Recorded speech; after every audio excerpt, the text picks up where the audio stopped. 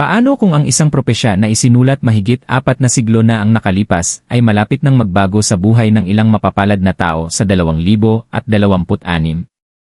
Si Nostradamus, ang misteryosong propetang Pranses na ang mga hula ay patuloy na humahanga at umaakit sa mundo sa loob ng maraming henerasyon, ay nag-iwan ng mga mahiwagang sulatin na pinaniniwalaan ng marami na naglalaman pa rin ng mga lihim tungkol sa ating hinaharap.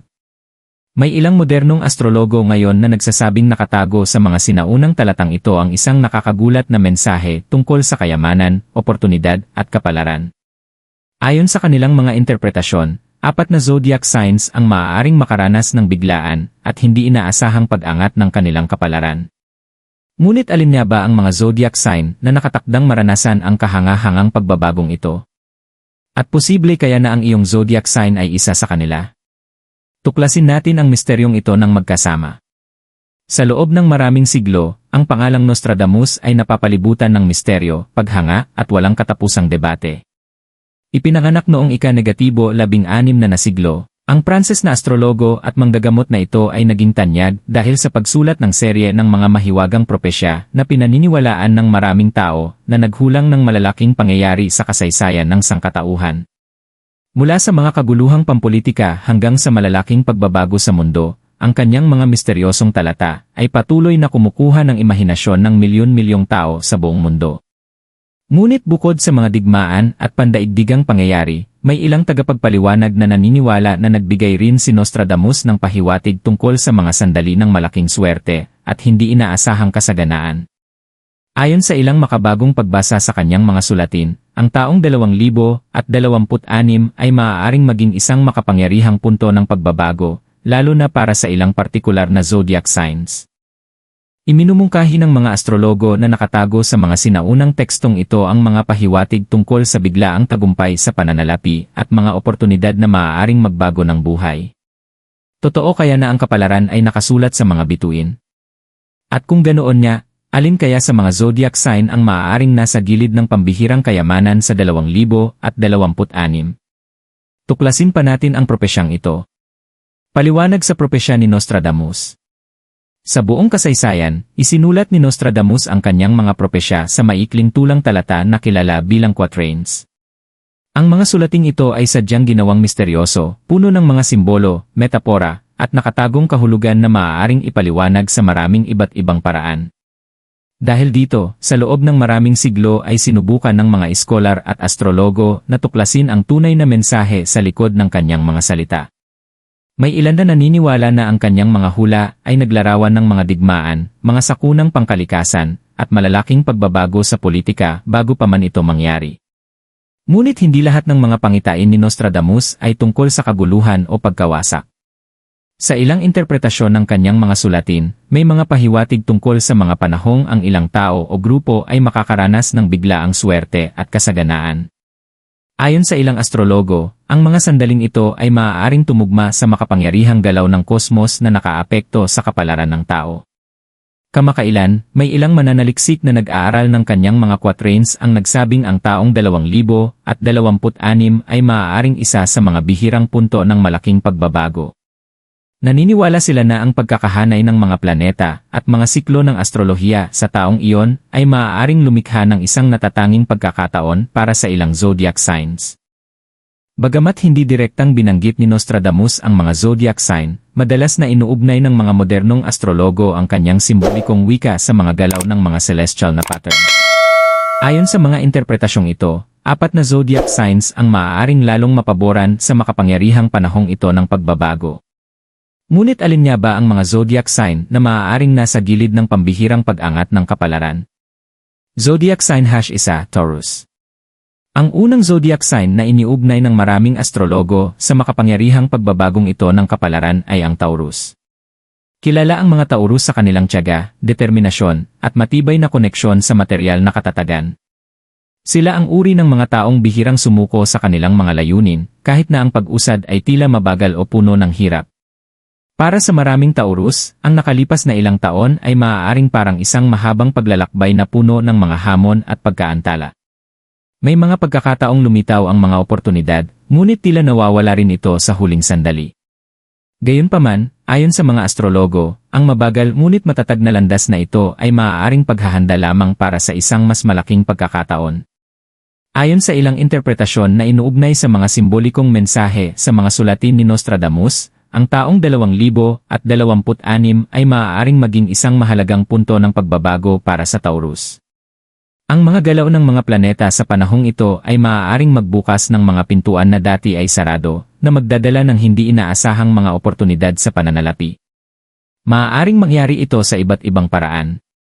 Para sa ilang Taurus, maaari itong lumitaw bilang isang matagumpay na ideya sa negosyo, isang malaking tagumpay sa karera, o isang pamumuhunan na biglang lalago ng higit pa sa inaasahan.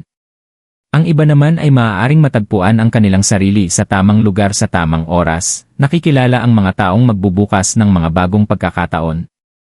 Kung tama ang mga interpretasyong ito, maaaring sa wakas ay makita ng Taurus na ang kanilang mga taon ng tiyaga at dedikasyon ay magiging isang kahanga-hangang tagumpay sa pananalapi. Zodiac Sign #2, Leo. Ang ikalawang zodiac sign na madalas iugnay ng mga astrologo sa biglaang tagumpay sa pananalapi sa 2026 ay ang Leo. Kinakatawan ng Leon, ang Leo ay kilala sa kanilang kumpiyansa, kakayahang mamuno, at likas na kakayahang maging kapansin-pansin sa karamihan. Ang mga taong ipinanganak sa ilalim ng sign na ito ay kadalasang puno ng ambisyon at may matinding hangarin na makamit ang kadakilaan sa kanilang buhay. Para sa maraming Leo, ang buhay ay palaging tungkol sa paggawa ng matatapang na hakbang at paniniwala sa kanilang sariling potensyal. Hindi sila natatakot na habulin ang malalaking pangarap, kahit pa may mga taong nagdududa sa kanilang kakayahang magtagumpay. Ang matapang na pag-iisip na ito ang isa sa mga dahilan kung bakit naniniwala ang ilang astrologo na ang Leo ay maaaring isa sa mga sign na may pinakamalaking tsansa na makinabang sa mga makapangyarihang oportunidad na inaasahan sa 2026. Ayon sa ilang interpretasyon na kaugnay ng simbolikong wika na matatagpuan sa mga sulatin ni Nostradamus, ang mga darating na taon ay maaaring magdala ng pagtaas ng pagkilala at impluensya para sa mga Leo. Ang kanilang talento, pagkamalikhain, at kakayahan sa pamumuno ay maaaring sa wakas ay makakuha ng atensyon at mga oportunidad na matagal na nilang hinihintay. Para sa ilang Leo, maaaring makahulugan ito ng paglulunsad ng isang matagumpay na negosyo o pagpasok sa isang posisyon ng pamumuno na magpapalaki ng malaki sa kanilang kita. Ang iba naman ay maaaring makitang ang kanilang malikhaing talento, sa larangan man ng entertainment, media, o entrepreneurship, ay biglang makakuha ng malawak na pagkilala. Kung magkatotoo ang mga prediksyong ito, maaaring pumasok ang Leo sa isang panahon ng kasaganaan kung saan ang kanilang tapang at kumpiyansa ay magdadala sa kanila ng pambihirang gantimpalang pinansyal. Zodiac Sign #3, Scorpio. Ang ikatlong zodiac sign na pinaniniwalaan ng maraming astrologo na maaaring makaranas ng malaking pagbabago sa pananalapi sa 2026 ay ang Scorpio. Kilala ang Scorpio sa kanilang matinding determinasyon, lalim ng emosyon, at matibay na lakas ng loob. Madalas silang ituring na isa sa pinakamatatag na mga sign ng zodiac. Hindi sila madaling panghinaan ng loob, at kapag nagtakda sila ng isang layunin, tinutugis nila ito ng may napakalakas na pokus. Para sa maraming Scorpio, ang buhay ay kadalasang isang paglalakbay na puno ng pagbabago. Maaari silang makaranas ng matataas na tagumpay at mahihirap na pagsubok, ngunit ang bawat karanasan ay karaniwang nagiging dahilan upang sila ay maging mas matatag at mas matalino. Ang kakayahang bumangon muli pagkatapos ng mga paghihirap ang isa sa mga dahilan kung bakit madalas iugnay ng mga astrologo ang Scorpio sa mga makapangyarihang sandali ng pagbabago sa buhay. May ilang interpretasyon na konektado sa mga misteryosong sulatin ni Nostradamus na nagsasabing ang mga taong nagtiis ng mahabang panahon ng pagsubok ay maaaring sa huli ay gantimpalaan ng hindi inaasahang tagumpay. Naniniwala ang mga astrologo na ang paglalarawang ito ay malakas na tumutugma sa enerhiya ng Scorpio. Sa 2026, ang ilang pagkakahanay ng mga planeta ay maaaring lumikha ng mga paborableng kondisyon para sa mga Scorpio upang samantalahin ang mga oportunidad na maaaring hindi mapansin ng iba. Ang kanilang likas na instinct, matalas na intuition, at kakayahang unawain ng malalim ang mga sitwasyon ay maaaring makatulong sa kanila na makilala ang mga pagkakataon bago pa ito mapansin ng iba.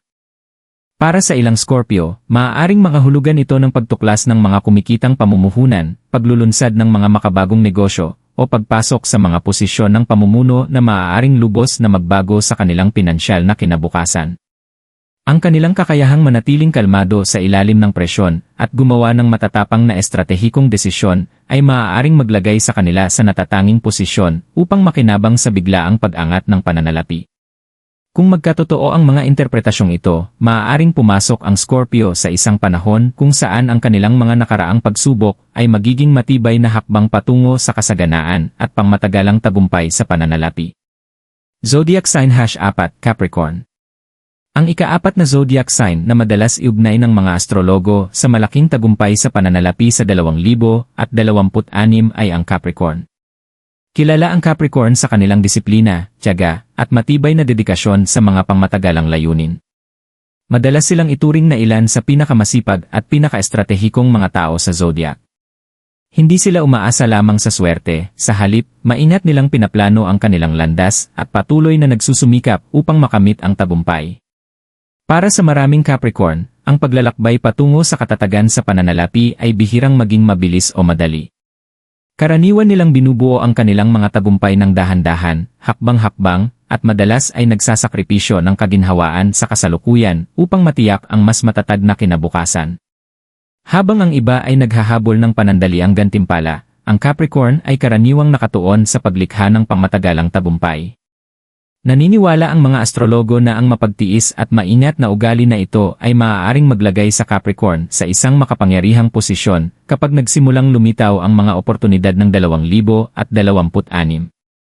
Ayon sa ilang interpretasyon na konektado sa mga simbolikong propesya ni Nostradamus, ang mga taong gumugol ng maraming taon sa pagbuo ng matibay na pundasyon ay maaaring sa wakas ay makita ang bunga ng kanilang pagsisikap. Sa 2026, maaaring matagpuan ng mga Capricorn ang kanilang sarili na binibigyan ng mga oportunidad na perpektong tumutugma sa mga kasanayan at karanasang kanilang nahubog sa paglipas ng panahon. Maaaring lumitaw ito bilang isang malaking promosyon, pagpapalawak ng isang kumikitang negosyo, o isang pamumuhunan sa pananalapi na nagsisimulang lumago ng mabilis. Dahil likas na mahusay ang Capricorn sa pamamahala ng responsibilidad at pangmatagalang estratehiya, maaaring mas handa sila kaysa sa iba na gawing pangmatagalang kayamanan ang mga oportunidad na ito.